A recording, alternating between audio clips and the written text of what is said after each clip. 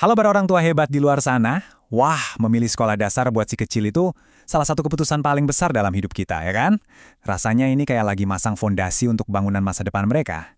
Nah, kali ini kita akan bedah satu cara pandang yang menarik, yang mungkin bisa bikin pilihan ini terasa lebih ringan. Pertanyaan ini nih, pasti ada di kepala kita semua. Pilihannya banyak banget, yang dipikirin juga macam-macam.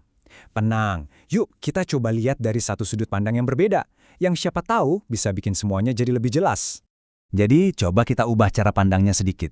Kita ini bukan cuma lagi nyari gedung sekolah loh, tapi kita lagi mencari sebuah rumah belajar. Atau, biar lebih pas, kita sebut aja kita lagi mencari taman terbaik, tempat si kecil bisa tumbuh dan berkembang. Nah, ngomongin soal taman, ada satu sekolah nih, UPTD SDN 20 Tegineneng, yang konsepnya pas banget. Mereka memandang sekolah itu bukan cuma tempat belajar biasa, tapi sebuah ekosistem yang utuh untuk anak bertumbuh. Menarik kan idenya? Terus taman yang ideal itu kayak gimana sih?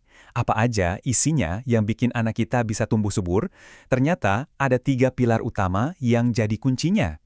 Yuk kita bayangin bareng-bareng. Setiap anak itu kan ibarat bibit unggul ya, punya potensi yang luar biasa. Nah, sekolah itu tamannya. Tugas si taman ini adalah menyediakan semua nutrisi yang pas biar bibit itu bisa tumbuh maksimal. Nutrisi pertama adalah pilar pertama yang paling dasar, itu kurikulum. Ini tuh kayak matahari sama air buat tanaman, penting banget. Kurikulum yang baku, seperti dari Kemendikbud, itu nutrisi esensial biar otak anak kita terisi ilmu dan mereka bisa tumbuh jadi cerdas. Tapi, matahari sama air aja kan belum cukup. Kita butuh perawat taman yang jago. Disinilah pilar kedua masuk, para guru. Guru yang profesional sekaligus ramah itu ibarat perawat taman yang sabar, yang ngerti kebutuhan setiap bibit dan merawatnya dengan penuh perhatian.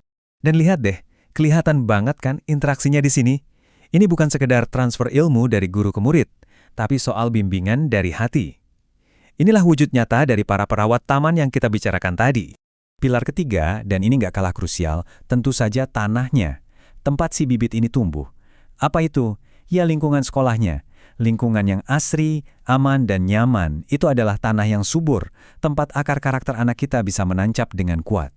Oke, jadi kita udah kebayang ya, tamannya sebagus apa. Sekarang pertanyaannya, gimana caranya menanam bibit kita di sana? Gampang atau susah ya?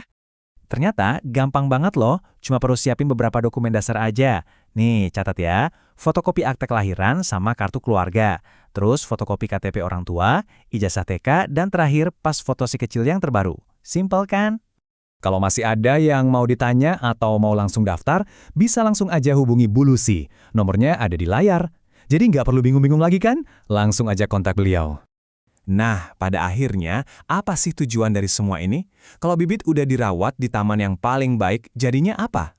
Tentu aja, jadi pohon yang kokoh, yang siap menghadapi angin dan badai, siap menyongsong masa depan yang cerah. Dan ini nih yang jadi intinya, visi sekolah ini keren banget. Mereka nggak cuma fokus bikin anak pinter secara akademis, tapi juga kreatif, dan yang paling penting, punya karakter yang mulia. Sebuah paket komplit yang kita semua impikan buat anak kita.